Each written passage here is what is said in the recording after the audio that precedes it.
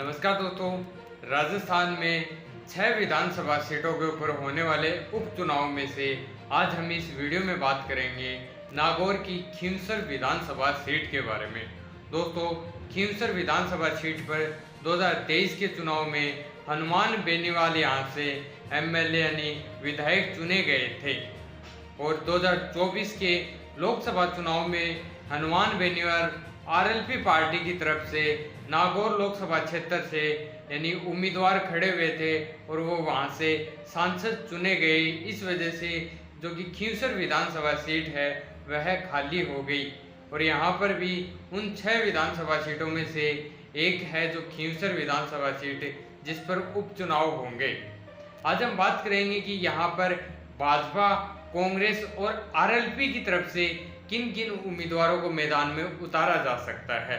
दोस्तों, आपको बता दें कि 2024 के लोकसभा चुनाव में आरएलपी ने नागौर लोकसभा क्षेत्र में कांग्रेस पार्टी से गठबंधन किया था, लेकिन इस चुनाव में लग रहा है कि आरएलपी और कांग्रेस यानी दोनों का गठबंधन नहीं हो पाएगा और इसलिए दोनों ही पार्टियां यहाँ पर अलग अलग उम्मीदवार मैदान में उतारने वाली है। दोस्तों, हम सबसे पहले बात करें कि भाजपा की तरफ से किन उम्मीदवारों को मैदान में उतारा जा सकता है। दोस्तों, भाजपा की तरफ से जो पहला नाम सामने आ रहा है वो आ रहा है ज्योति मिर्जा का। ज्योति मिर्जा जो कि 2023 के विधानसभा चुनाव से पहले ही कांग्रेस छोड़कर भाजपा में शामिल हुई थी और 2023 के विधानसभा चुनाव में वह चुनाव हार चुकी थी और 2024 के चुनाव में भी वह आरएलपी के हनुमान बेनीवाल के सामने नागौर लोकसभा सीट से चुनाव हार चुकी थी, जो कि भाजपा की तरफ से उम्मीदवार प्रत्याशी खड़े हुई थी। उनका नाम सामने आ रहा है कि खींवसर विधानसभा सीट पर भाजपा की तरफ से ज्योति मिर्जा को एक बार फिर से मौका दिया जा सकता है। दूसरे जो उम्मीदवार का नाम सामने आ रहा है भाजपा की तरफ से वो आ रहा है रेवत राम डांगा। रेवत राम डांगा जो कि 2023 के विधानसभा चुनाव में खींवसर विधानसभा सीट से ही भाजपा की तरफ से यानी चुनाव लड़े थे हनुमान बेनीवाल के सामने और वह यहाँ पर चुनाव हार गए थे। लेकिन इस उपचुनाव में एक बार जो खबर सामने आ रही है वो ये आ रही है कि रेवत राम डांगा को भी भाजपा पार्टी फिर से मौका दे सकती है खींवसर विधानसभा सीट पर, क्योंकि इनका जो हार का अंतर था वो बहुत कम था। तो भाजपा पार्टी को लग रहा है कि इस बार क्योंकि जो उम्मीदवार होंगे वो हनुमान बेनीवाल की पार्टी से तो होंगे लेकिन हनुमान बेनीवाल नहीं होंगे, तो क्या पता रेवत राम डांगा है यहाँ पर जीत दर्ज कर सकते हैं। हम बात करें दोस्तों कांग्रेस की तरफ से, तो कांग्रेस की तरफ से जो नाम सामने आ रहा है वो आ रहा है चेतन डूडी का। चेतन डूडी जो कि 2023 के विधानसभा चुनाव में डीडवाना सीट से निर्दलीय उम्मीदवार यूनिस खान के सामने चुनाव हार गए थे।